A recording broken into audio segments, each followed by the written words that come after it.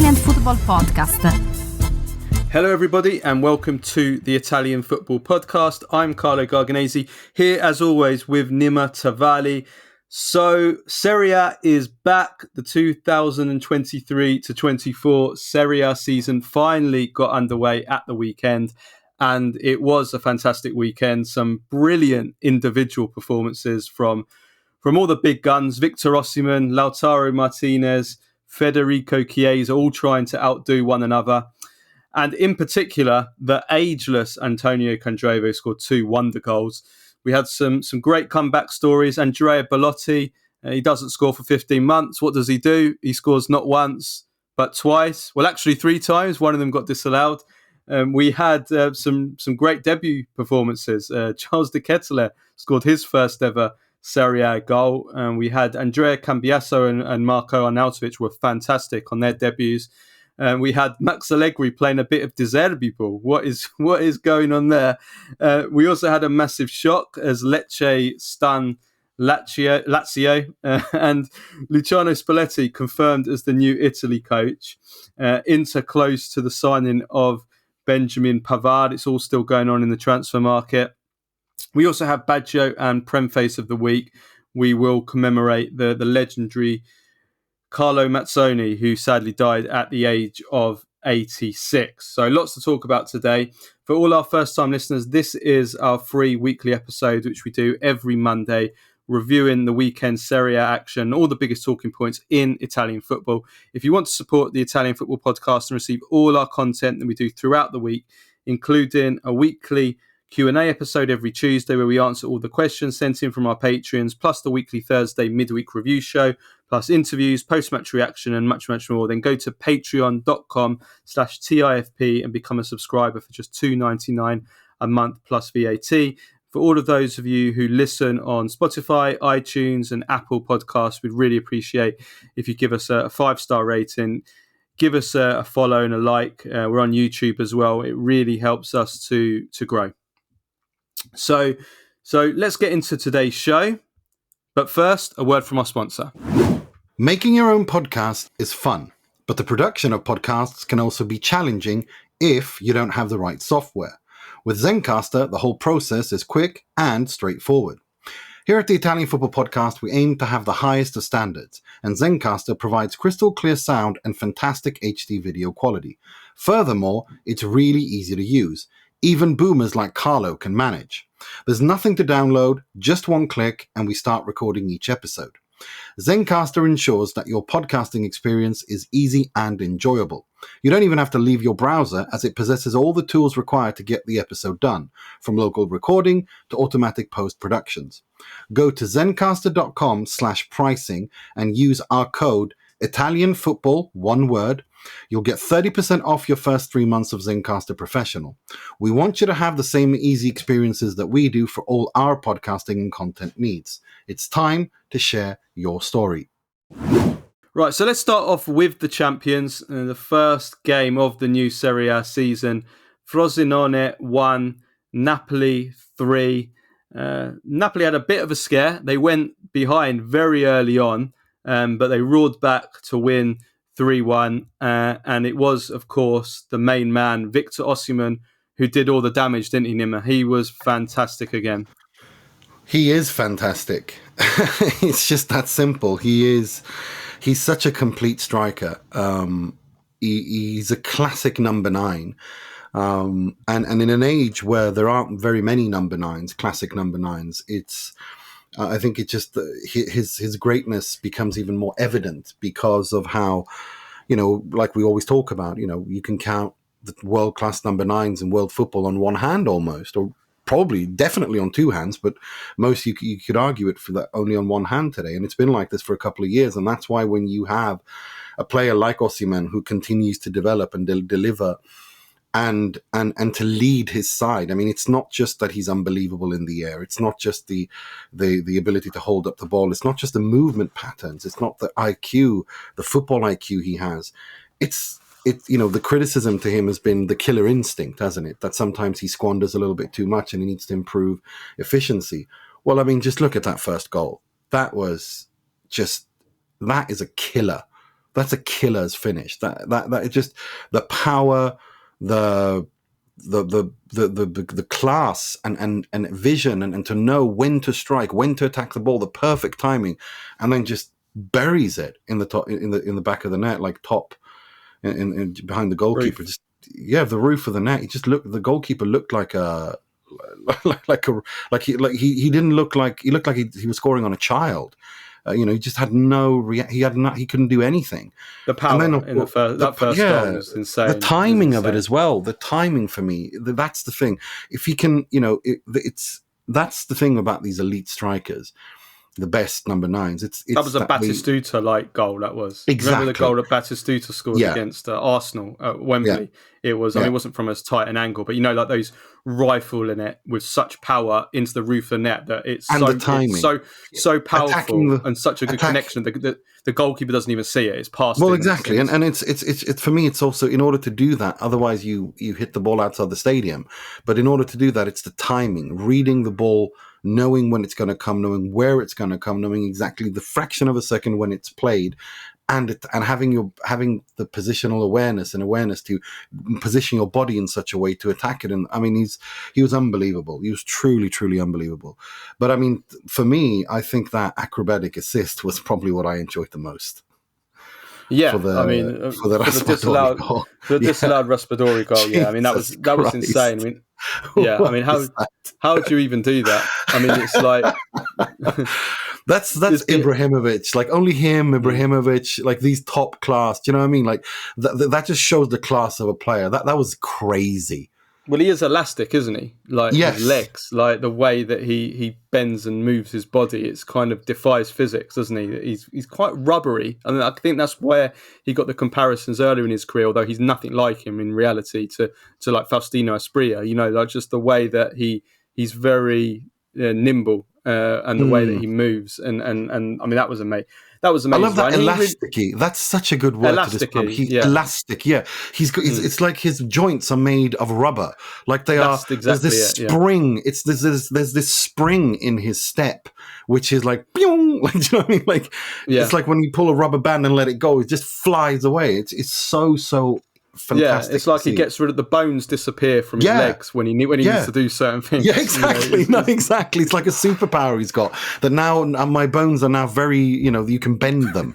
You know what I mean? And he's got this kind of spring too. Have you noticed it? Like there's, I don't know where he gets spring. This power. I mean, his leap's unreal. And we saw it last season. One of the goals he scored where he almost matched Ronaldo's. But he does it from Ronaldo. Yeah. Oh, he did. He's got the world record. But the thing that drives me, that just that's mind-boggling for me, is just he does it without taking any, like it looks like he's standing still and then all of a sudden just flies up. Yeah, it's crazy. And he drove Napoli in this game. He is Napoli. They were struggling. They were struggling in the first half, and they obviously started really badly. They went behind, and then he drove them forward. And obviously with Kvaratskhelia, who was out, he was missing the game with a minor injury. This is the difference. This is the difference, especially in away games where, you're most of the time you're not. I mean, they were dominant, but you're not always going to be as dominant away from home as you are at home. To have these different makers, and he is the difference maker. That's what we saw last season as well. He is Napoli's most important player. When Napoli are missing Kvara, at least today, right now, it is like that. When they miss Kvara, they manage. When they miss other players, they manage. But when they miss Osimhen, they don't. They just don't. He drags them over the finish line in games, and he is that important. And it's going to be interesting to see. It's going to be interesting to see what difference. I mean, he would excel with any manager. I think he's that good and he's that complete. But with a new manager, with Rudi Garcia, because I mean, immediately we saw the differences straight away from Rudi Garcia versus Luciano Spalletti. With Spalletti, much more dominance of the ball, much more of a not a slow build up, but controlled build up. Whereas with Garcia, we saw straight away it was much more direct. I mean, you only have to look at the possession stats. I think it was in the low 50s that Napoli had possession for much of this game. And if this was Spalletti's Napoli, it would have been 65%, 70%, 70% possession in this game. So we noticed that straight away. Definitely not as fluid I mean, okay, it's the first game. Maybe that's to be expected a little bit. Definitely not as fluid as it is with Spalletti. I think a part of that was also the pitch. Pitch was terrible. A lot of these pitches were awful this weekend, I have to say. I mean, It's I guess that's... People are away on holiday. I mean, I'm surprised if the groundskeeper... you can't expect the groundsman to not work. You can't expect him to work on Ferragosto. It's Italy. What are you on about? It's Ferragosto. Lasciamo perdere. Leave him alone. Yeah, but I mean, apart from that, I mean, I thought Politano was excellent. Di Lorenzo was great. He got 2 assists. Man of the match. Negatives was Yen Kahusta had a horrible debut. Horrible, awful. It was a horrible debut. He gave away the penalty, but his passing was bad. His control was bad. He got a yellow card for a really reckless, clumsy late tackle, and he got subbed off at half time. And we saw the difference straight away when Anguissa came on for him, that Napoli were much, much better. And in much more control. As I said, Jens Kajuste is going to need time to adapt, to grow into this role. And I think Napoli, given who they've got in midfield, can give him that time. I think it was very brave of Rudi Garcia. I think that's one of the reasons that Aurelio picked Rudi Garcia is the fact that he does give young players a chance. He's good at getting them over time to get them into a system. So I think it was a bit brave by Rudi Garcia to play Kajuste, but I think that I'm not surprised that it went like it did, because he didn't really have that much time to train with Napoli. I think this is their, they need to give him some time. They need to see him as this kind of, rotation player this season. He needs to get into the swing of things. He needs to have proper training sessions. He needs to get into to understand how Rudi Garcia wants them to play, and in turn that applies to the whole team, because it's a new coach as well. It's one thing if you come into a team with a manager who's already been there 2-3 seasons, then it's much more easier to get into the swing of things. But when you also have a manager who's trying to impose new changes to a team that's already a champion, you've got quite a lot of unknowns there. That take time to smooth over. But there's no doubt that it was a disaster start. It was not a good debut. It was a horrible debut. And I just want to say, for me, if it wasn't for Victor Osimhen's show, Di Lorenzo would have been the man of the match, because again, the leadership that this guy shows is just... this is what you want from your captain. He leads by example. He's if Osimhen is the flair, Di Lorenzo is the heart and soul of Napoli. He really, really leads by example. Defensively, offensively. I mean, he had 2 assists. Offensively in this game. I mean, look at the 2 assists. I mean, the one where he went on the run down the right. I mean, fantastic. But on Frosinoni's side, let's be honest. We both had them as our picks to go down. You had them, I think, second. You had them second for bottom. I had them last. I mean, looking at this, they're going down. They're going down. Yeah, it's like they need a miracle. They need a miracle, and Eusebio Di Francesco doesn't do miracles.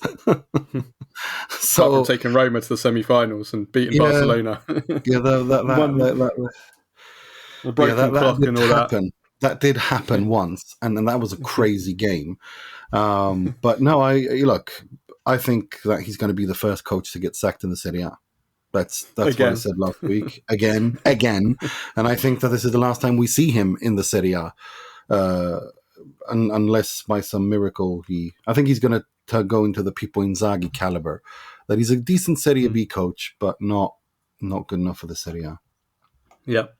Okay, well, let's move on to Inter then, because what Victor Osimhen did, Lautaro matched with two goals of his own as Inter beat Monza 2-0.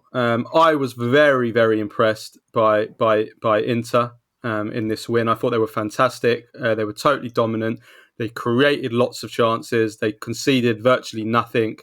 Lots of great performances, individual performances, which we'll go through. Is that your take on the game as well?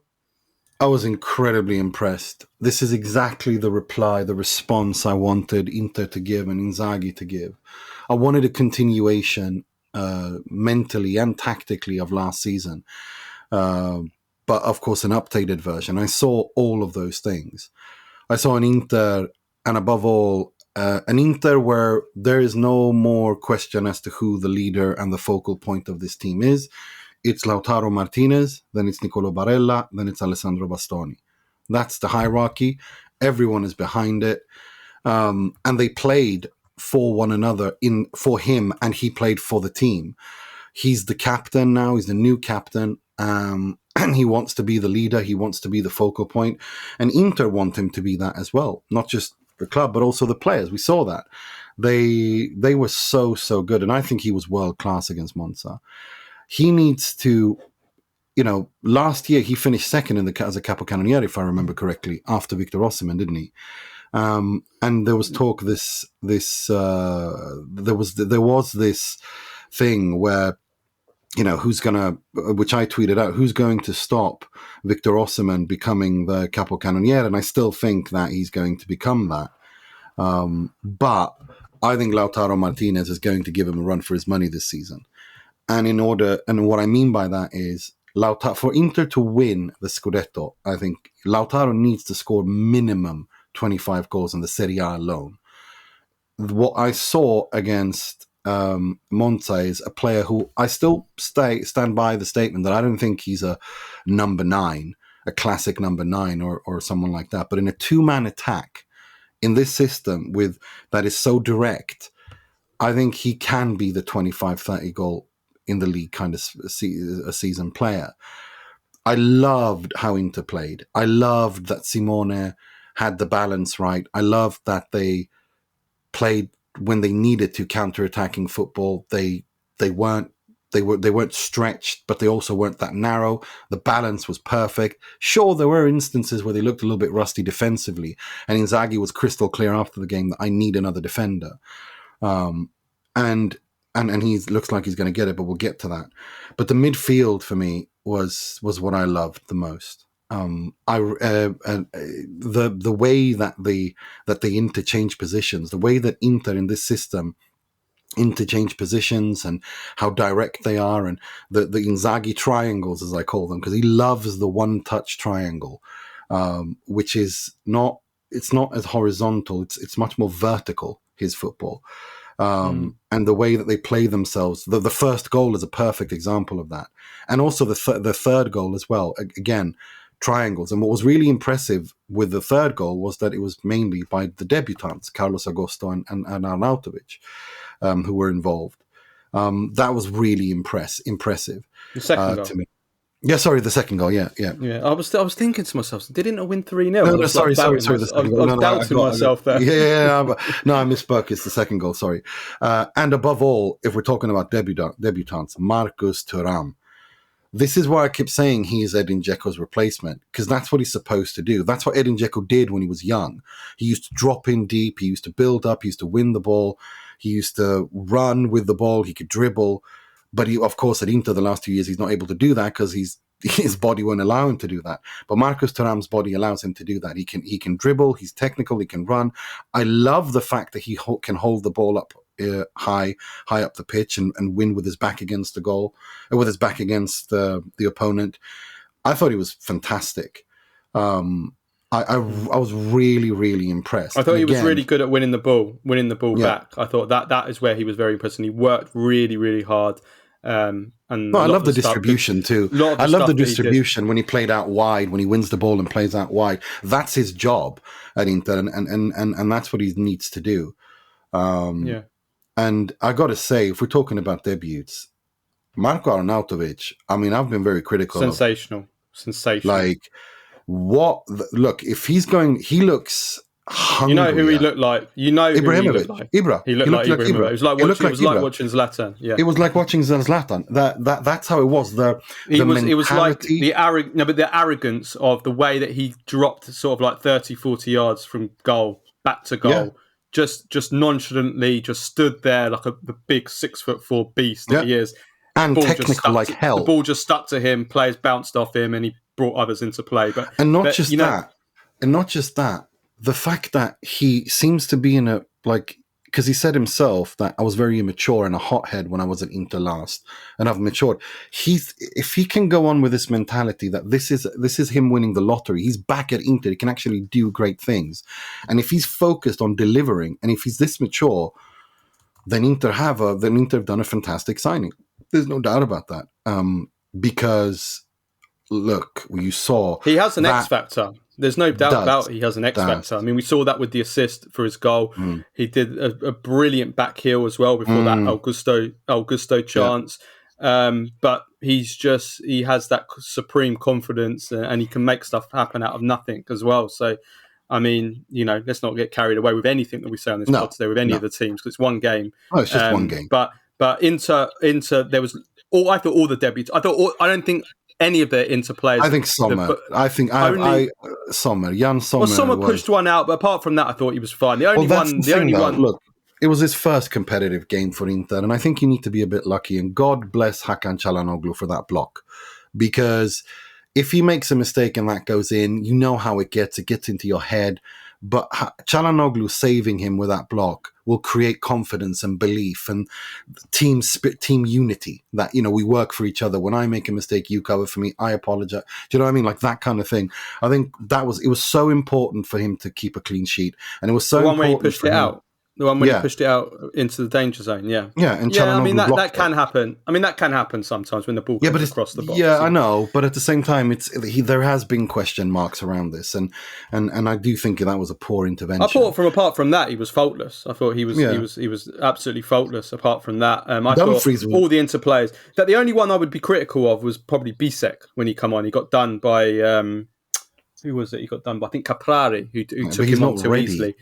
He's the only one. Apart from that, I thought every other Inter player was great. I thought Di Marco, again, fantastic. Every time Di Marco plays, he's a threat with either his creation or with his shots. I think he had 3 shots, went close 3 times. Dumfries was fantastic on the right. Got a brilliant assist. Really good. And the midfield, like you said, they were all really good and dominant. The defence was comfortable. I thought even Cuadrado, was very lively when he came on. Augusto as well. Frattesi didn't really get enough time. I thought Inter I thought individually, collectively, no doubts about it. Consistency from the first minute to the last. Inter were the team of the weekend, no doubt about it. They were fantastic. Monza, I think they've taken a step back from last season, and I guess that is to be expected when you lose Sensi, you lose Augusto. Who else have they lost from last season? So they have been weakened from last season. I think they'll be fine. They'll stay up. No, but I don't think they won't reach the same levels. I think they'll probably drop a few places from last season. Yeah. Well, I'm going to, like I said, I always wait for the Mercato to end before I give a final 1 to 20 prediction and all that stuff. But I have Monza around 13, 14. Play a spot 13, 14, somewhere there. Yeah, I'd probably go 12, something like that as well. Yeah, I mean, I think they have they've dipped a bit, but they were playing a good team. Right, Pavard, we're only touching him very, very quickly because we want to discuss him properly on the next show. So Benjamin Pavard, what is the situation there? He's close to joining Inter, right? Well, if you ask right now, everyone is, there's this term in Italian football journalism where they say it's raining confirmation. And that's what's happening now. It's raining down. Everyone is from England to Germany. What's the Italian term Italy, for that? Piovere. When it's raining, when it's raining, sta piovendo confermazione. And that's, when they say that. And it's... And that's what's happening now. Everyone from Lothar Matthäus to our good friend Sky Carver to everyone else. No, but everyone is saying but it's true. It's true. Everyone's on the same page. To be fair, Pavard is not pretty much agreed. Yeah, and Pavard isn't exactly hiding it, is he? I mean, the man is I think what's holding it up. I think all that's left is buy and have to find a replacement. Basically, that's where we're at. Basically, yeah. I mean, that's where it's going. And look, those who listen to this pod in January will know that Benjamin Pavard was my number 1 target to replace Milan Skriniar. I think Benjamin Pavard in this Inzaghi system, you got Bastoni on the left and this guy on the right.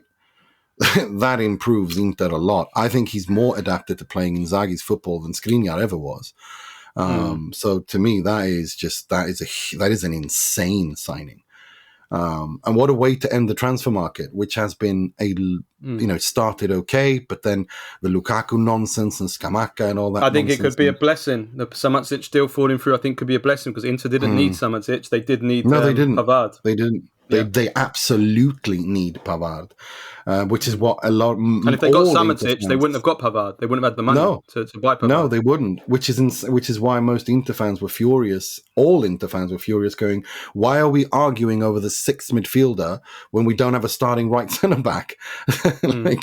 Because with this signing, if it goes through, Matteo Darmian, he can play as a left centre back, he can play as a left wing back.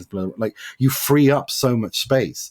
That in the squad that it allows you, and that's what Inzaghi wants. It's obvious from this game and these signings that he wants to have tactical flexibility. He wants to be able to play in many different ways. He wants to have all the tools in his kit box to be able to address a game. Because Cuadrado, Augusto, Dumfries, Di Marco all offer different things. The midfield, same thing there. They all offer different ways. They allow Inter to be unpredictable. And that's something that it's clear that Inzaghi's matured so much to the point now where he has lines on how he wants to play, but he wants to be able to offer that unpredictability when the game calls for it, and depth, and it gives it gives into depth as well. We'll chat about this more. We'll chat about this more in more depth. But I just to reiterate what I said, I do like how Inter are shaping up now. If they get Pavard, even more so. Let's move on to Juventus, who won 3-0 at Udinese, and I'm just going to come out and say it. This was the best Juventus of the Allegri second era. There's no doubt about that for me. And I would say the big takeaways from this for Juventus is we saw a Juve that was much fitter, much more intense. The best Juventus in terms of mentality and application under Allegri in his second reign. They look, like I said, much more fitter, much more intense, more aggressive, more determined. It was an angry Juve. It was a Juve that we just haven't seen. We haven't seen this in the last 2 years. The pride. Forget about all the criticisms about the patterns of play and the ideas and the movements and the pass, and forget about all that. I'm talking about simply about the mentality and the application. And this was a Juve that went out there and wanted it. And yes, we did see a more progressive mentality as well. We saw a ruthless Juve. Let's be honest. We saw a ruthless Juve.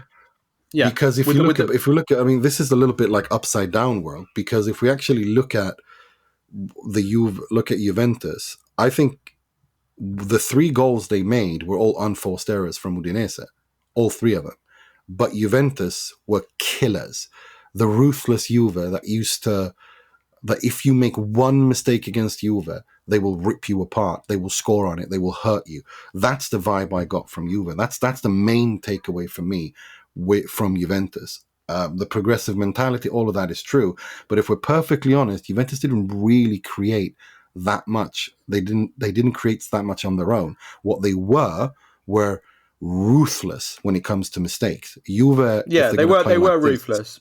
But if you're going to play like this, man, you can't do anything. You can't. You have to have the players. The progressive mentality is important in being ruthless because Juventus played with a much higher line. They were getting players up the pitch. I mean, Cambiaso, have a look at his heat map of where he was in the game. I mean, he was playing so much of the game basically as a left winger, and then also he was moving in field in a kind of Pep Guardiola, Roberto De Zerbi kind of way, which is unheard of for Allegri. Midfielders pushing into the box. Have a look at Miretti's. Miretti wasn't particularly great, but have a look at him in his heat map in the first half. He was pushing into the box, virtually playing as a centre forward, but virtually like Barella played for Italy under Mancini in the Euros. Basically becoming a second centre forward.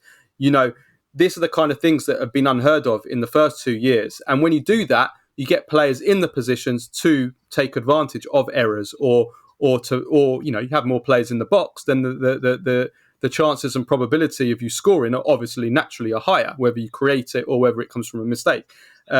So I think that was very, very, very important. And we are seeing already. I've spoken to people We even saw it from the quotes after the game from both Chiesa and through Vlahovic, the influence already of Federico Magnanelli, who was brought in this summer by Juventus as a tactical coach. He's come in specifically to work. He's working in the team with Allegri, just on the tactics. And both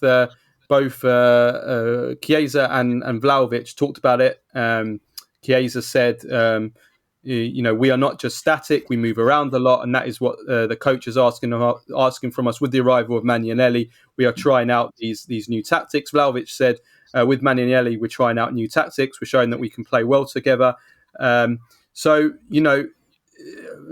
just to carry on with Chiesa, he says, we mustn't just clam up in the back, we need to push and press. We showed that today. This is what modern football is about, attacking them high up. This is something that Magnanelli clearly has had an influence on. He's a disciple of De Zerbi. I mean, he's a Sassuolo legend. Those two are very, very good friends. And you can see, again, same with Inter, same with Napoli. Let's not get carried away on one game against, admittedly, a very poor Udinese team. But you can see what they're trying to do. You can see the identity and what the difference is. There was a clear difference in terms of mentality and in terms of fitness. And so those were the two biggest takeaways in terms of the team for me in this game. Yes, I agree with everything there. But for me, I think there's still like I'm still. It was a good start. It was Juve returning a little bit back to Juve's identity in terms of the mentality and who they are. They were angry. Their pride was hurt. The ruthlessness, the Juve being killers. But for me, like you said, for everything you mentioned about Cambiaso, for me, was the man of the match. But after that, one thing I really, really liked was Vlahovic. He won quite a few challenges playing with his back against a defender, which is something that I've been talking about, that I think he needs to learn how to do that in order to be a world-class number 9. Well, he certainly is off to a good start. He looked really good. The positional movements and changes between him and Chiesa, Vlahovic, Cambiaso, the midfield, were outstanding. They looked like they had an understanding as well. And I think that's only going to improve. But for me, the main takeaways are Cambiaso and Vlahovic, and of course Chiesa looked fit, looked like the world-class player that he has. The talent he has warrants him to be branded as. He's just, and again, this is why I keep saying it, in a two-man attack, him and Vlahovic, they can cause anyone problems. They really can. Yeah, I mean, there's two players, for me, two players absolutely stood out among the crowd in this game. Cambiaso, who we've got a segment coming on in a minute, so we won't talk about him now. Cambiaso, man of the match for me, magnificent. And Chiesa. I thought Chiesa was brilliant in the first half. He scored a goal within 2 minutes.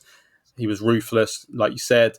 Brilliant pre-assist. The back heel to Cambiaso for when Cambiaso crossed for the Rabiot goal. He was going past his man. He was going on the outside and the inside. He was showing confidence. That is another really important takeaway. We saw the confidence of Chiesa because last season, he was still playing within himself because he was worried about the injury. Do you remember that game in Europe? Who was it that? You remember he just hobbled around for the last 5 minutes of a European game. I'm not sure if it was against Freiburg. I can't remember. Where it was like he was so scared that he was going to get injured that he didn't even want to try and run anymore. Like he took a knock, which was nothing to do with his former injury. And he was like, I don't want to run. And Juventus had used all their subs. Like you could see he had his confidence. He was trying things. I remember he tried this ridiculously audacious outside of the boot pass that he tried to put to the other side of the pitch, and he got it wrong. He messed up the connection, but that for me that was a good sign because it showed that this is somebody that is trying stuff that he wasn't trying anymore. So that is hugely important for Juventus and for Italy. I think that Vlahovic, yes, I thought it was much improved. Vlahovic, he obviously got the confidence boost with the penalty goal. I still feel but like his overall game. His overall play. I thought it was better. I still want to see more. I still saw some occasions where he was making the wrong runs. That kind of game understanding.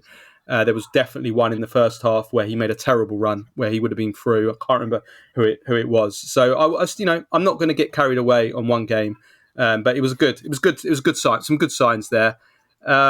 Apart from that, I mean, I thought Rabiot carried on where he finished off from last season. Another goal. I thought it was interesting to see Moretti start, seeing as Juventus have been considering loaning him out for the season. So I thought that was interesting that he started. Obviously, that was partly probably because Fagioli's not fit enough to start, and Fagioli came on at half time for him to get some minutes in him. I thought Locatelli was pretty good. He showed some grinta. He won some duels. I'm still, my opinion. You share the same opinion about him being a kind of a number 6 long term. But I mean, in this game, he was good. Kenan Yildiz came on as a sub for his debut. Shows again the Juventus youth system. Weah played the first half. I thought he was okay. He was all right. Wasn't involved that much because all the play was down the left with Cambiaso. Juventus need to be a little bit careful there. Don't overdo it with Cambiaso. Don't put everything down the left, otherwise they're going to get predictable and they're going to get shut down that side. And I think Juventus's right-hand side, McKennie came on at half-time. Juventus cannot go this season with McKennie as the backup right wing-back. They need to bring in someone there because that's going to be a big problem position. And he was predictably not very. I mean, Juventus second half were. That's the only. That's the only negative. I started laughing uncontrollably at home, and I was thinking, you're sitting there in your couch, in your lair, in your gobby lair, going absolutely ballistic over Weston McKennie being played as a right wing winger. Yeah, swearing at Allegri. Every word. This is what Allegri done. Somebody put together a list of the list of players Allegri has played as wing back during his second Juventus spell. Some of the names you will see on that list, honestly, it's the stuff of like Christopher Lee horror movies. Like you could put it in one of those.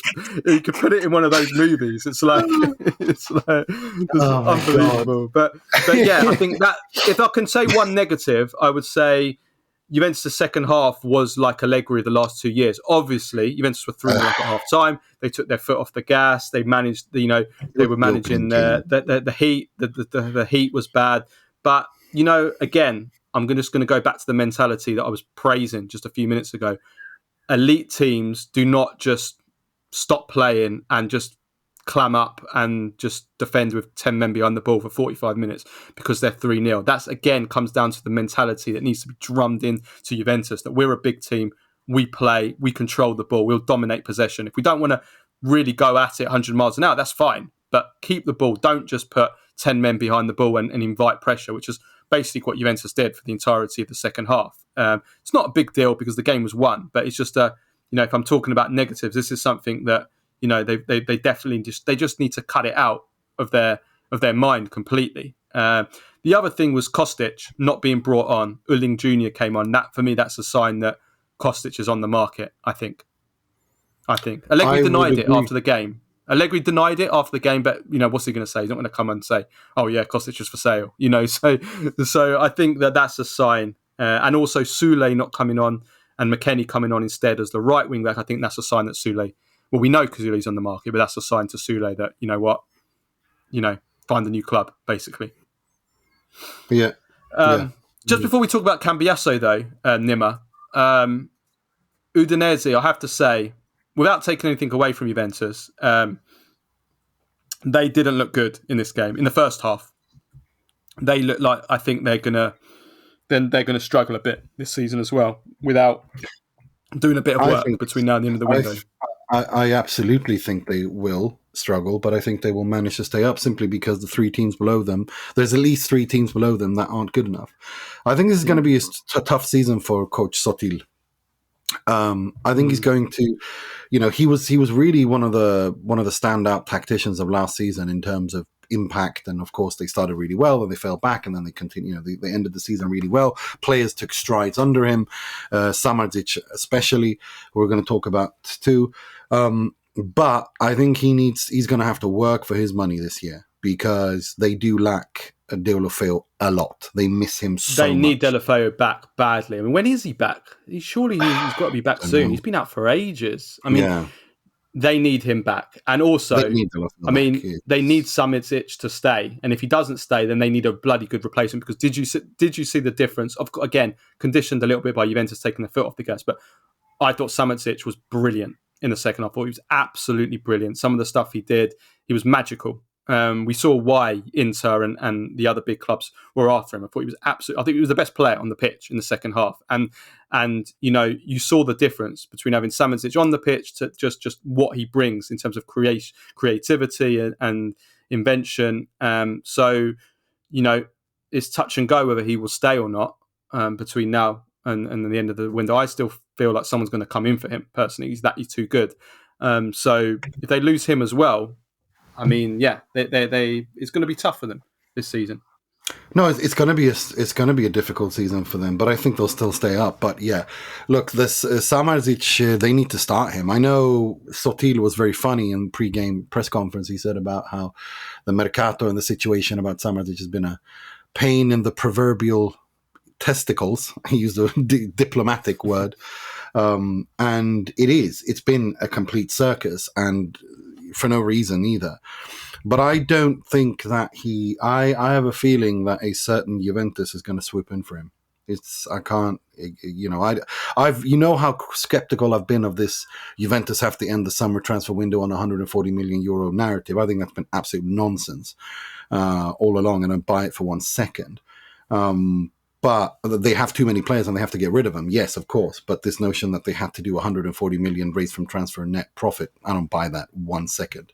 And I don't see Chiesa and Vlahovic leaving now.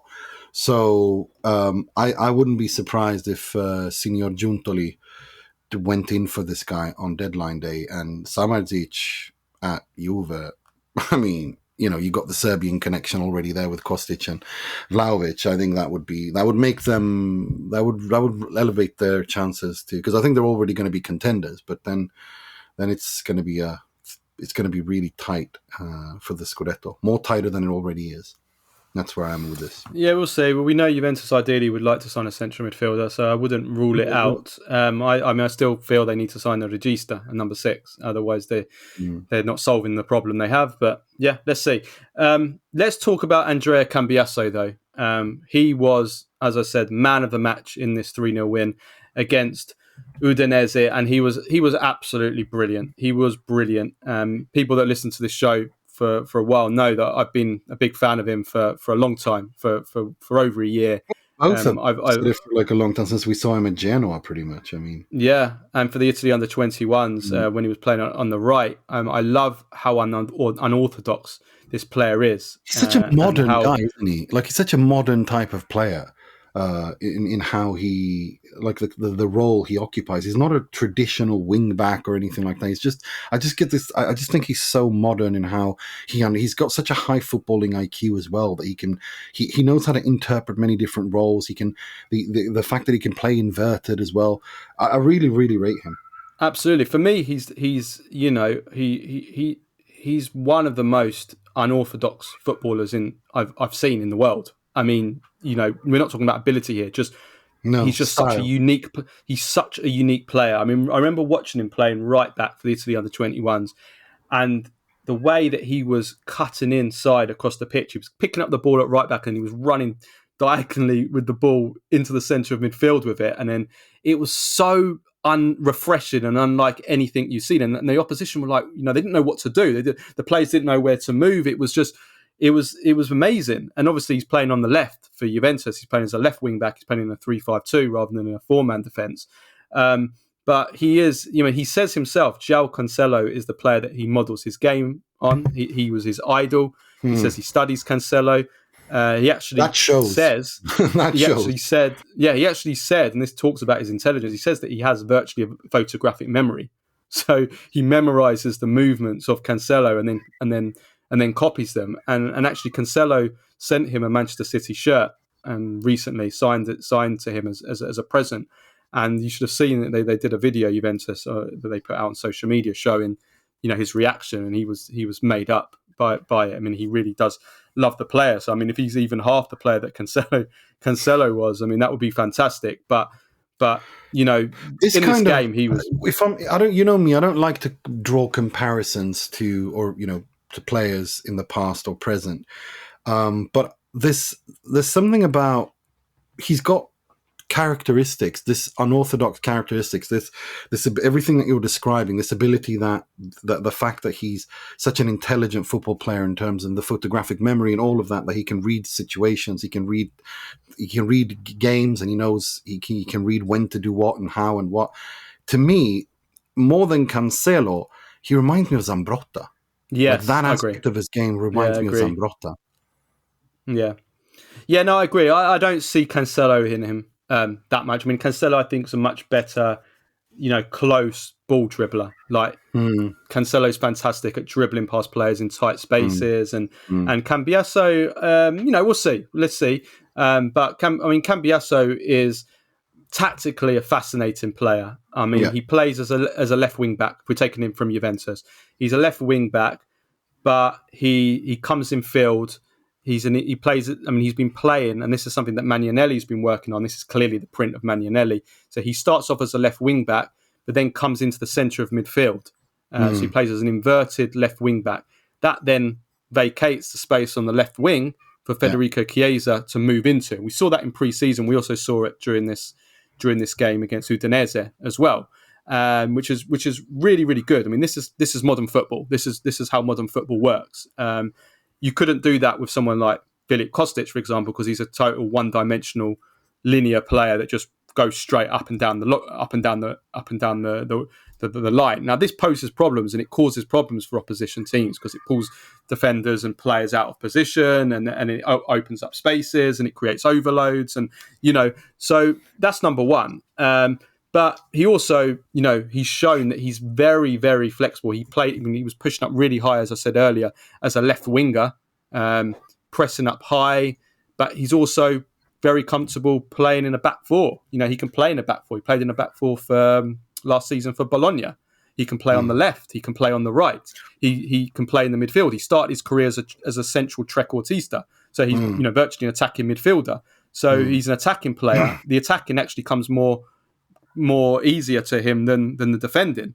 But so he's a very, very interesting player, very modern player, and I think he's the kind of player that we talk about it a lot about how Pep Guardiola, Arteta, De Zerbi, Klopp, they love these kind of inverted players. Like, to give you examples, Klopp playing Trent Alexander-Arnold as a right back, and then when Liverpool are in position, Alexander-Arnold then moves into a central midfield role, and it goes from basically it goes into a three-man defence. It goes into basically a 3-2-4-1 or 3-2-2-3 kind of, and Zinchenko at Arsenal playing as a left back, he moves into central midfield when Arsenal have the ball. Pep doing the same with John Stones, going from a centre back into a central midfield. This is modern football. Players that can morph from one role into another. It's huge. It's absolutely huge. And that they can do it throughout in one game. They can manage to do several roles in one game, and it makes it more fluid because teams are so well prepared defensively nowadays that you need to have that kind of fluidity about your game. And also the players have to be able to execute those tactics. Absolutely. And Cambiaso seems to be, he's good on both sides. He can go right, he can go left. Look at the game against Udinese. The assist for Rabiot's goal, beautiful curled shot. I mean, he created two other chances in the game. He had two shots in the first half, nearly scored. 97% pass success rate, 100% cross success rate. I mean, it was the ideal debut for. I mean, he's been at Juventus for a year, but this was his actual debut for Juventus, and he's had quite an interesting move up the pyramid because he came 4 years ago. He was playing in Serie D. He played with Alessandria. I think it was Alessandria he played for, and then he moved in up Serie C with Alessandria, Yeah. but he was actually in Serie D with Savona. And you're right. And then he went to Empoli, and Dionisi was there, and he's played in the space of 3 years. In the space of 3 years, he played in all of the top four divisions of Serie A. And Dionisi was there. I think he only made like 7-8 matches, played for them 7-8 times for Empoli when they were promoted to Serie A. So yeah, interesting player. It's a very interesting player to watch. Player. Modern player. And I just have to say one other thing. Again, just shows that the left backs that Italy have coming through is something that is great. It's great to see. We have such a depth at left back. I mean, but luckily with Cambiaso, he can also play on the right, and that brings me to the Zambrotta thing. Do you know what I mean? Like he gives you because given that Italy have Di Marco, Parisi, Udogi, well, Cambiaso can just slide into the right. Hopefully that will happen. And Zambrotta is a great shout because Zambrotta also started as a forward when he was young. He was a forward, then he moved into a wide midfielder. When he joined Juventus, he was a wide midfielder, and then it was Lippi that had the idea to bring him back as a wing back, as a fullback. Yeah, and then he played as a wing back, fullback, right, left, everywhere. Yeah, absolutely. Right, let's move on then. Let's move on to Roma. This was a very entertaining game. A few things to say on this. Let's talk from the Roma point of view first. Andrea Belotti, Il Gallo, 15 months without a goal. What happens? He scores 2 in one game. Yes, he does, and God bless him. Well, 3, you know 3 actually. He scored 3, and one was disallowed, and that was the first one. And I was thinking, oh God, this is the Gallo's curse will never let up. But he didn't let it stop him. Instead, he just buried his head down and does what he always does when he's fit, and that is work hard. Because that's one thing about Gallo Belotti, which I think is so admirable, is his mental strength and his work rate. He just doesn't stop working hard. He doesn't give up. He's got this kind of never say attitude about him, which is admirable. I think it shows mental strength, and I really like seeing that. You know how much this is a player I really like. I've always liked him. And it's nice to see him delivering, and he scored quite a few different goals as well. I mean, he showcased the goals he scored, all 3 of them, albeit one was disallowed, showcased the kind of striker he is, and what and that he can score goals in many different ways. And maybe this is the year. I mean, if we're talking about, there's quite a few redemption seasons for people. The Vlahovic, Chiesa, the Ketelaere, who we're going to get to. Well, Belotti too, because he had an absolutely torrid season last year. It was awful. He didn't score a single goal all year. In Serie A. In Serie A, of course, yeah. But it was just not just that, and he was struggling with fitness because he just come back from an injury, and I mean, it was horrible for him. And for him to come back and to do what I was kind of expecting him to do. I mean, I've been thinking ever since, if you wanted to, I've always thought that if they wanted to replace Dzeko, Belotti would be the guy, because he's a poor man's Dzeko even. I've been saying that for a couple of years, but then last season he just did not have the physique to back that up. Well, this time around, he sure did. He really did. Yeah, he did. Well, we'll see. Just make? Yeah, good. It's a good story. It's good. I'm happy for him. Because I think he's one of the good guys. He's an honest guy. What I would say about Roma. Now, I've seen Roma getting a lot of criticism for this game. I'm going to go against the grain here, and I'm not going to come out and say I thought they were fantastic. They weren't, but I thought they were very unlucky to. I mean, if you look at the hard stats in this game, I mean, Roma had an XG of 2.01 in this game. Salernitana had an XG of 0.36. Salernitana basically created nothing in this game. They scored 2 wonder goals from Candreva, which we'll come to. We'll come and talk about Candreva in a minute. They created a lot of chances. I thought the first half they were in total control. I mean, Salernitana basically didn't even get out of their half until Candreva scored that wonder goal out of nothing to equalise. And we have to remember that Roma were decimated with bans. They had 4 players suspended. Well, 4 staff suspended. They had Dybala suspended, Pellegrini suspended, Mourinho suspended, his assistant Fotti suspended. The third in charge couldn't take charge because he didn't have the right coaching certificates. So they had to basically wheel out Bruno Conti for the first time in 18 years. If there's anything is more Italian football and anything that is more quintessentially Roma, it is that. What, Bruno Conte? When I saw Bruno Conte, I was thinking, what's Bruno Conte doing? I started giggling when I saw that. I was like, of course. It just reminded me of, and the fact it was Bruno Conte as well. It reminded me when we interviewed Sven a couple of years ago, and he said that he wasn't allowed to coach his team when he was appointed head coach of Roma. And he wasn't allowed to, because back then only Italian coaches were allowed to coach the team on the pitch. That's right, yeah. And he had Bruno Conte as a player, and how he had to, communicate with Bruno Conte, who was the captain. Bruno Conte's like Bruno Conte. They wheel out for everything. Like in 30 years' time, they'll it'll be like sort of like Alfredo Di Stefano at Real Madrid, bless him, rest in peace. Before he died, like they used to just wheel him out, like whenever they needed some happiness. Come in with his walking stick, like the Di Stefano there for the cameras, But to make everyone happy and feel good. Yeah.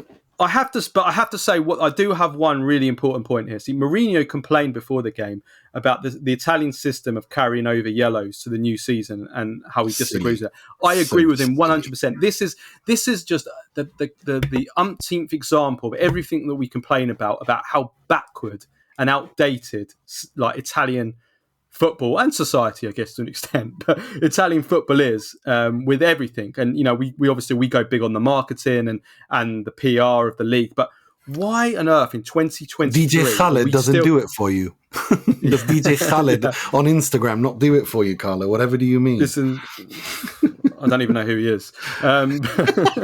That's no exaggeration, by the way. You really don't.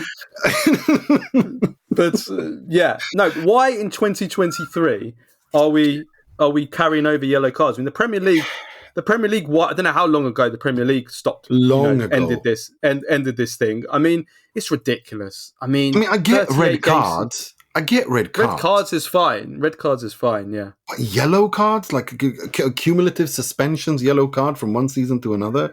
It's like, why? It's ridiculous. Yeah. But wasn't it like this as well? I read something that's why Yunus Musa is also suspended from Milan. Yes, I was going to say the same. And he lives and he was suspended in Spain. They're actually bringing that suspension over. It's just oh my days. Italians, eh? I love it. No, but like Sven said, Italy is Italy. It will never change. We just gotta accept it. Like he said in our interview. Italy is Italy. Yeah, traditions are traditions, eh? I mean, Italy has these things, don't they? These bizarre traditions they keep to. The other one is got to accept it. The other thing is, and I don't want to get into a whole debate about religion, but this you get suspended for blasphemy. This blasphemy law that they have in Italian. I know. I mean, what? I mean, it's 2023.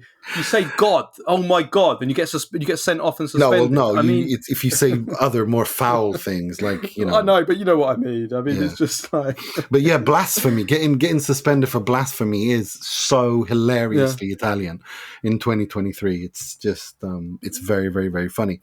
But it is what it is. They're not going to change, and there are good aspects about that. And then there are bad aspects about that. I just think you can be fluid. You can keep the good of the old, and then you can get rid of the bad with the old and bring new influences and create something new. But it is what it is. Yeah. I would want to do one positive for Roma, though. I thought Aouar is going to be a good signing. Told you. He's going to be a good signing. He's a lovely player. If he can stay fit. Feet. Yeah, beautiful feet. Beautiful, fantastic close ball control technique. Tight spaces, like he's my kind of player. You know my kind of midfielder, Nima, don't you? I go on about it all the time. Players that are good in good short game, that can play the triangles, that keep the ball. They're you're confident as soon as they get the ball, they're not going to lose it. That you can see straight away. You can see he's just naturally, technically, he's just a lovely little player. He's a lovely little player. He came on a free transfer. It's unbelievable. And I think together with Renato Sanchez, they can actually do something. But I'm looking forward to see some of the triangles like between him and Dybala and I mean Pellegrini as well. If they can somehow get it working together, these are the kind of players that it's going to be beautiful. You won't get the ball if they can get it working. It's the kind of players that you won't get the ball off them. They'll keep the ball. Yeah. So I think he's going to be a good signing. I agree. I think so as well. But we have to talk about Antonio Candreva. I mean, wow. I mean, absolutely wow. The player of the weekend, and it's not even close. There were other players who scored fantastic. I mean, we already talked about how fantastic Osimhen was and how world class both him and Lautaro were. But the player of the weekend is Antonio Candreva. That second goal was insane. Like just the entire movement, the way Both of them, I thought were amazing. Yeah, but the second one, when you take the way he takes the ball down with his right foot and then blasts it in with it. I mean, yeah, world class. And the thing with Candreva is exactly that. I don't think there's this almost phenomenon that is very Italian, although there are examples of it elsewhere as well. I think Matt Letizia is a typical example from way back then. You know, the provincial genius. Do you know what I mean? Who could never do it at a big club, but at a smaller side, he's absolutely top class. And Antonio Candreva, a small side, eh? Well, they're not one of the big three. I mean, let's be honest. Neither are Napoli and neither are Roma. I mean, traditionally, historically, Roma, Lazio, Napoli are just under the Inter, Milan, Juve, the biggest clubs. And that's not, that's just how it is. It's not a dig on Lazio, but it's just that when he came to Inter and when even at Lazio, I remember Lazio fans and Lazio, journalists, the biggest critiques against him was everything he was criticized for at Inter. Just less amplified because Lazio didn't dominate possession as much or expected to dominate possession as much as Inter were when he was there, and he just. But so I think he's shown it once more again that he's a fantastic player. The talent is unbelievable. Some of the screamers that he scores. Look, it's just that this is the level he should be at. He should never have gone to Inter. I know he was at Juve as well, though he was really young then. But you know what I mean. Like the team's just under. I think he was unlucky with Juventus and with Inter. He joined those clubs when they were in periods of transition and periods when they weren't, they weren't at their best. They were reconstructing, both of them. I think he was a little bit unfortunate as well. I think that's fair. That's fair.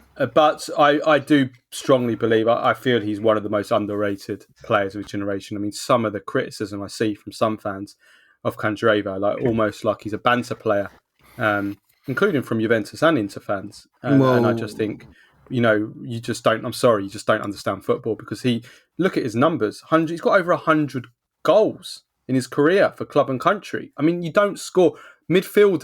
Wide midfielders do not score over 100 goals unless you are a top player, and that's a magnificent goal total for a wide midfielder. No, it is. There's no doubt about that. But I mean, this is the problem with Candreva has been the consistency or the distance between when he's at his absolute highest and the lowest level. Antonio Candreva at Inter, when he was poor, was genuinely an eyesore to watch. But when he was fantastic, when he hit those high notes, he was world class.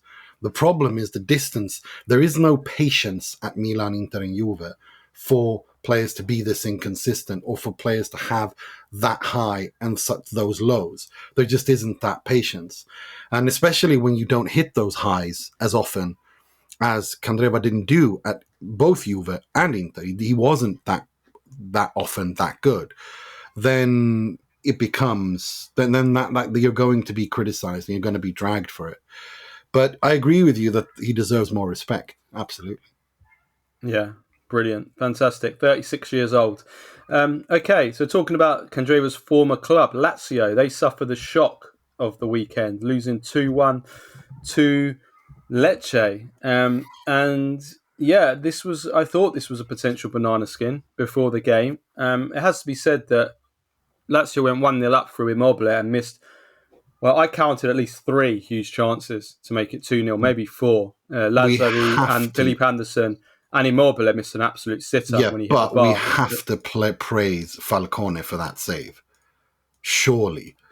The Immobile save. Yeah. I mean, wow. Yes, he was lucky, but that was a monster of a save for me. Like, that's one of the candidates for saves of the season, in my opinion. I thought it was truly one fantastic save. Yes, he should have buried it. He had all the goal. All of that is true, but we should give Falcone his props too because he was wow. Yeah, for sure. Lecce didn't really create anything in this game until Well, the end. yeah, when the And substitutes came on. yeah. No, I mean, Yeah, two goals in the last, was it 5 minutes, 8 yeah, minutes of the game? yeah. And they turn it around and they win 2-1. And Federico Di is Francesco, who, if I'm not mistaken, is the son of Eusebio Di Francesco. correct, yeah. Which, Pontus yeah, Almqvist has been getting a lot of praise though. yeah, he has. In pre-season. Well, he's it's a funny story with him because he was good and he was sold for big money to Russia from IFK Norrköping, but he's never been hyped in Sweden the same way that someone like Jens Kajuste or Jesper Karlsson or who's on his way to Bologna, by the way, etc. Or Dejan Amazing signing, that Kulusevski, is. Dejan Kulusevski or Alexander. He was never hyped on par with them, but this is a good player. He's an interesting player, and his technique is actually really good. I mean, if you look at the goal, that's a good damn goal that he scores. Yeah, technically a very good volley. Technically, that's not easy to do. He does have the most awkward celebration, the golf swing. I don't like the golf swing, but I love the little acrobatics before it though. Yeah, fair enough. But the golf we swing, don't see that. I mean, he'll be told to stop doing that. Football clubs tell you to stop doing that because players get injured doing it. And but the golf swing just makes me want to. Well, golf swing. Yeah, I don't know about that, but yeah, I love the acrobatics. But we have to say though, from Lazio's point of view, and Sarri said it himself, he went ballistic after the game. That is atrocious defending on both goals for not closing down Almqvist, first of all, which is really bad, unacceptable. You can't have that much time to volley it, let the ball drop and volley it like Almqvist did. But the second goal, you won't see worse defending all season than the second goal, the Di Francesco winner. Mr. Patrick involved again, was he? Well, he was playing, so Romagnoli was, to be fair, was right there in the thick of it as well. He was. Look, I think I agree with Sarri, but I also blame him a little bit. I think his substitutions were strange. I think taking off Kamada to bring on Vecino was very. It was a unnecessarily defensive substitution. I like that he brought on Isaksen, although Isaksen's going to need time. I don't know. I feel like Lazio are not there, and they don't look. They still look like they were in pre-season, if I put it to you like that, and that's not a good sign for Lazio to be in. But look, it is what it is. I think this, as we said, and as I said last season, Lecce away is a difficult game. And Lecce are a tricky side, and especially at home. And you saw their crowd. Now, I mean, it was a packed Via del Mare again, and they really make the difference. It's not an easy ground to come and play at, and I think more teams than Lazio will struggle there. Yeah, absolutely. I think Lecce will. I think they'll stay up this season. I think so as well. I'm pretty sure. I hope so. We need. I mean, they'll be there or thereabouts, but I think they've got enough. They've got enough there. It was nice to see D'Aversa as well, and of course with the whole Carlo Mazzone passing away and those links, it was a nice story. It's a nice story. Yeah, it certainly is. Right, let's we're going over. Let's quickly go through the other games. So Sassuolo Atalanta first. Atalanta win 2-0, 2 late goals. There's only one story here, and that is Charles de Ketelaere, his first goal in Serie A after a disastrous spell at Milan. Comes on loan with an option to buy to Atalanta this summer. Scores with a header. He went close before with a big chance. He should have buried it. He hit the bar. We think, again, like Belotti, we're thinking, here we go again with de Ketelaere. And then he scores a header. Nice header, actually. Very good header. It was. That he scores. This was. I think Atalanta probably in the end deserved to win this game. Zortilla scored a cracking second goal in injury time. Sassuolo had no Berardi. Loriente two fantastic shots that he went close with. Other than that, didn't offer too much, Sassuolo. But I think it was still overshadowed this by the serious injury to Bilal Toure, who is going to be out for, well, it seems like he's going to be out most of the season. That is a disaster. That is so unlucky. So that's unlucky. A disaster it really is, isn't it? And that's No, going to it really condition is. their season. It No, really is going to absolutely. condition it. Absolutely.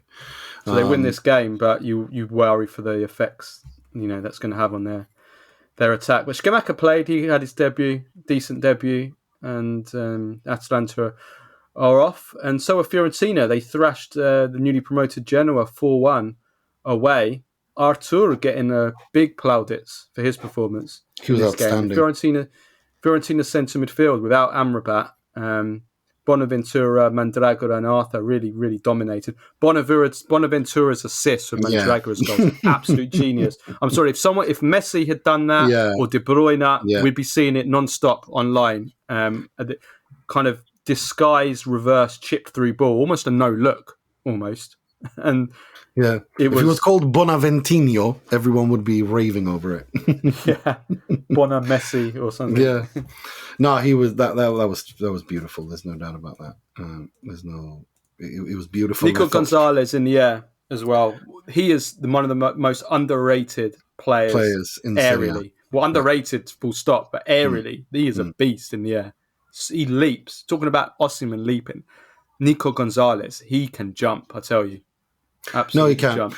I really enjoyed Fiorentina this game, and I thought they were cohesive, and they didn't look. Sometimes last season when they created so much, I just felt it was a little bit too frantic. I didn't think they were frantic this time around. I think they looked in control and in composed. More controlled performance. Yeah. And killers up front. They have killers. And look, Rolando Mandragora is one of my favorite players, so I'm not going to wax too much about him. But if the more he plays and scores, the happier I am. But no, their midfield was lovely. And Artur Melo, what a debut. I mean, if Vincenzo Italiano can get him to play like this week in, week out, you have one of the best midfielders in the Serie A right there. I wonder if if Juve won't bring him back afterwards. I mean, if he's going to play like that. You know how much I rate the guy. I really do. I really rate him. It depends on the manager, because I think we both agree that if he can't work under Italiano, then it has to come to a point where we say, Arthur, it's your fault. Because there isn't a more ideal coach for him than Italiano. Somebody that wants his centre midfielder to break the lines and take risks. And Arthur, that is his game.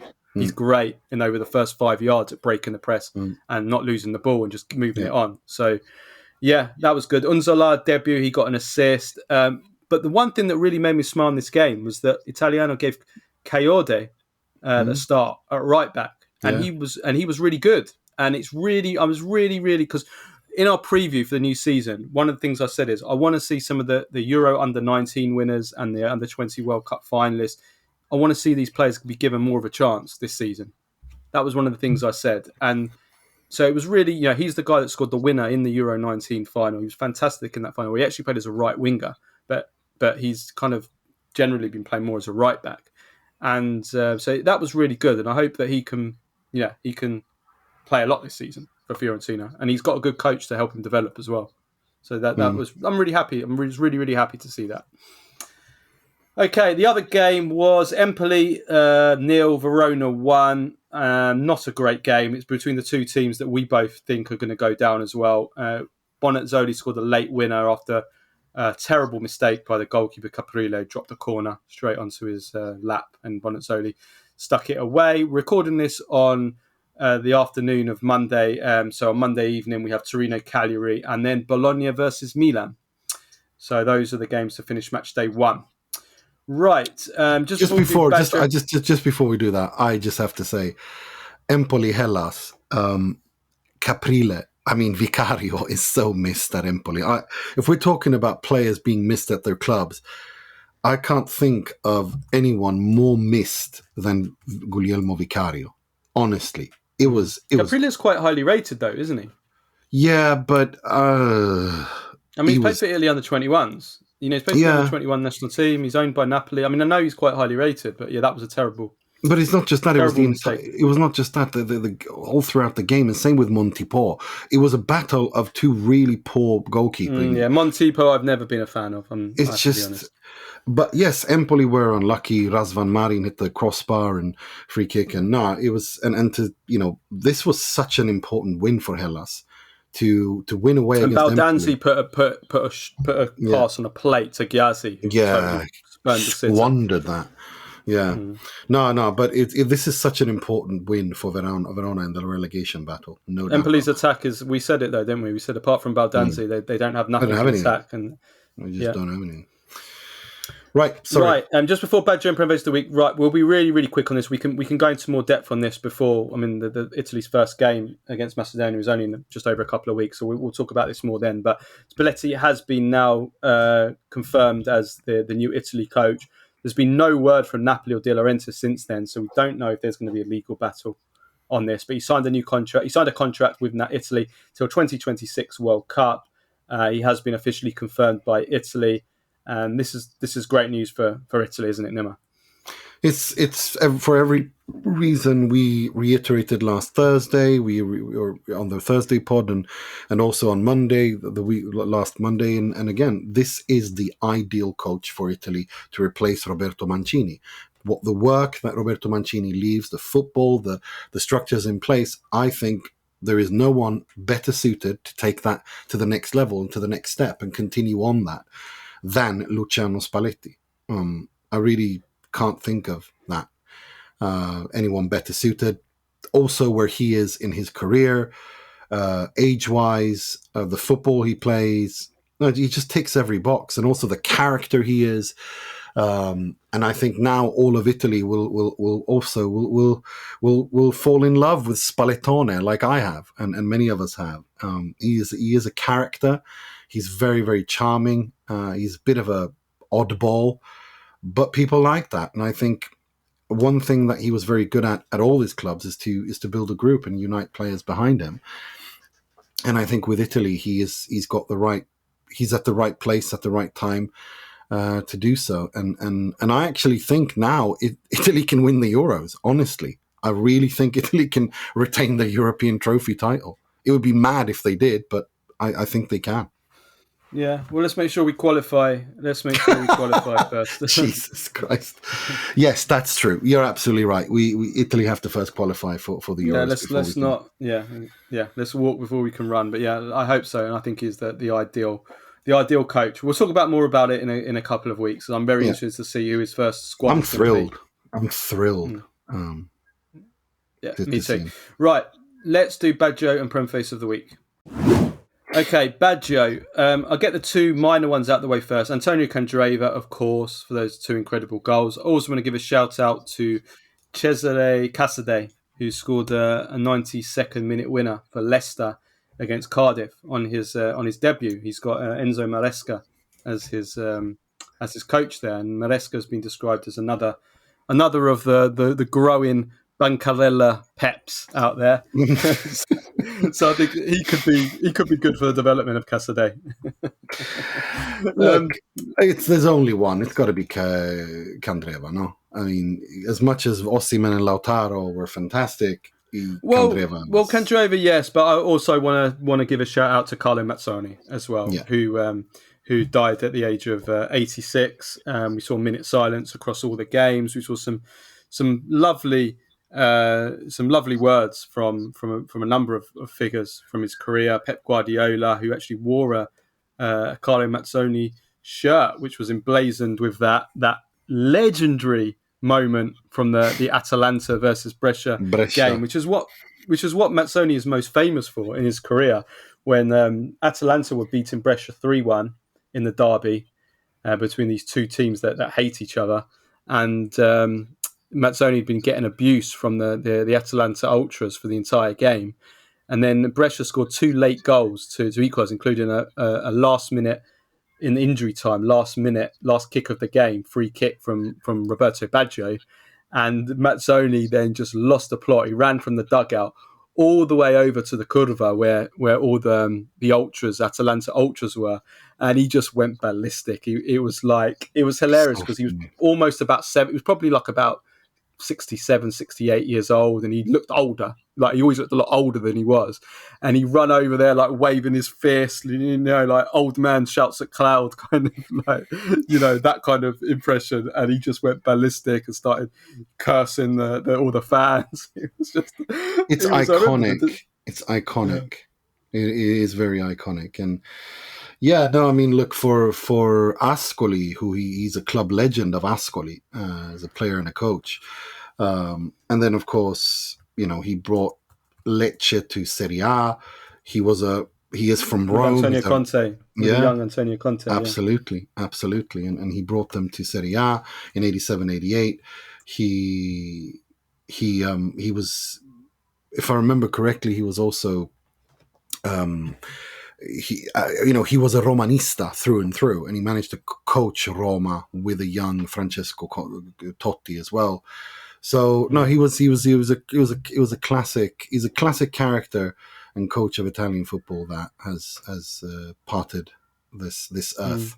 And the Bologna as well. Yeah, he was coach of Bologna when they got to the semi-finals of the UEFA Cup in 1999, and they got absolutely cheated. One of the biggest anti-Italian discrimination. Which Kenneth Anderson, when we interviewed him, he spoke about, didn't he? Kenneth Anderson, who mentions one of the biggest fights we've seen, free-for-alls between the two teams after that game. Yeah, and Kenneth Anderson, as he told us, he didn't know about this because he was so angry. He went into the dressing room. And after 10, 15 minutes, when no one came in, he wondered, what's going on? Where is everybody? And then he goes out and sees the fight. It's a great story. Make sure to check that out. It's on our Patreon. Make sure to check that out. Yeah, absolutely. Right. Let's talk about... we should also say that he also made Pirlo into a regista. Yeah. It was him that turned him into a regista. That Brescia team had Pirlo, Baggio, and Guardiola. One of the most beautiful goals ever scored in the Serie A is a Pirlo... now vintage classic trademark pass to Roberto Baggio, 40, 50, 60 meters down to a Roberto Baggio who equals that pass by, how magical football players, when they take the ball down, the ball dies on their feet like a pancake. Do you know what I mean? That's how the ball just lands on his foot softly. And he goes past the goalkeeper and scores it. It's one of the most beautiful goals I've ever seen. Edwin van der Sar, yeah. I have always said that's the best first touch in football history. The best first touch in football history, because he managed to, with his first touch, take it round the goalkeeper with his first touch. Yeah. With a 50-yard ball lifted over him from the skies. Yeah. And he watched it come down, which is already a ridiculously hard skill as a footballer to do, when you see it come down on you from the sky, and then he took it round the goalkeeper with his first touch, and then side-footed it into the open net with his second touch with his left foot. I mean, insane. Right, let's finish off with Prem Face of the Week.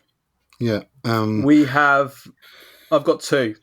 Yeah, I've got those in mine as well, because especially the first one. So Gary Neville commentating on Tottenham against Manchester United. We should give a shout out to Vicario as well, actually, on the Badgers. He had a great performance against Man United. Really good. After a difficult debut. Prem Face of the Week, Gary Neville. So he remarked during the game that Destiny Udogie is uncomfortable receiving the ball. Those were his words. He was saying how basically the Tottenham players should be careful with passing the ball to Udogie in kind of built up areas, because he's not comfortable receiving it. He then went on to be Then he went on to basically be one of the best players on the pitch. He totally took out, completely silenced Anthony. To be fair, it's not really that hard. No, I was going to say. But he was great going the other way as well. He's had a great start he's had a very good start to his Premier League career, Udogie. So that's really good to see. So yeah, your friend Gary Neville. And the second one, he's just. I wonder, does he not realize that human beings can hear him when he talks? Like, it's just, nowadays most of the things you say are recorded forever, like they're immortalized. Like, Yeah, he's a meme. He's not a real. I honestly, I wonder if he's actually an actor playing a character at some points with this guy, and it's starting to feel like that. I mean, just that whole thing of mini retirement. Who refers? Maybe he's like Mark Goldbridge. Maybe he's like Mark Goldbridge. Like Gary Neville's not his real name, and he's actually got an Italian name. He's an Italian guy. No, but like, I mean, the mini retirement thing, I still can't get over that. Like, not understand, discovering live on a podcast what the weekend is, discovering live on a podcast what a what a holiday is, a mini retirement like that. It reads. You could. It's like something that Stephen Merchant and Ricky Gervais wrote, like a sketch. Like it's like how. Oh no, never mind. Never mind. I'll leave it at that. Yeah. Well, as we're talking, I've just been told that Mason Greenwood is leaving Manchester United by mutual consent. That's literally just come to me. Okay. Man United are going to make an announcement at 3:00 today. So. Oh, there was. Well, we got a question on that. We've got a question on that in our Q&A pod. So okay, well, we'll talk about that then. Right, and the other one I want to say is England. I'm not actually sure who is responsible for this. If it's the English FA, or if it's the English government, or if it's like the council that's responsible for Wembley, or. You know, I probably should have done more research into this. But all I know is that it was announced that that statues before the final, before the Women's World Cup final, it was announced that the England women's team would have statues built for them to commemorate their World Cup. And it's just the classic old celebrating before you've even won. And what happened in the final? They lost to Spain. Why does England? This is just again another classic act of the Prem face, like celebrating and cheering, your victory before you've actually won anything, and boasting that you're the best before you've won anything. It's just a hallmark of the Prem face. We saw it before the Euro 2020 final when they were talking about Gareth Southgate getting a knighthood, and we see it. Like you said to your friends on TalkSport that time, how before every single tournament, England look at the favourites and England are going to win. That's not true. Said, yeah, that's not true. Bloody rubbish. He got so rattled. I still can't believe that actually happened. That is genuinely one of the most bizarre moments in my life when I saw Martin Samuel. I triggered him to the point where he wrote a bloody op-ed or a column about it a week and a half later in the Times. Bizarre, absolutely bizarre. Yeah. So anyway, this was the latest of building statues for the England women's team. When again, I don't know the process of how this came about. Well, so I do understand it. Maybe I'm being a little bit unfair. No, but it's just something you don't announce. You don't make an announcement of this before the final. That's fair. Yeah. And I think that's fair enough. You don't count your chickens before they're hatched. And then in that case, it's the media's fault. So yeah, but listen, whichever you want to pick. Here's the thing. They won the Euros and they reached the World Cup final.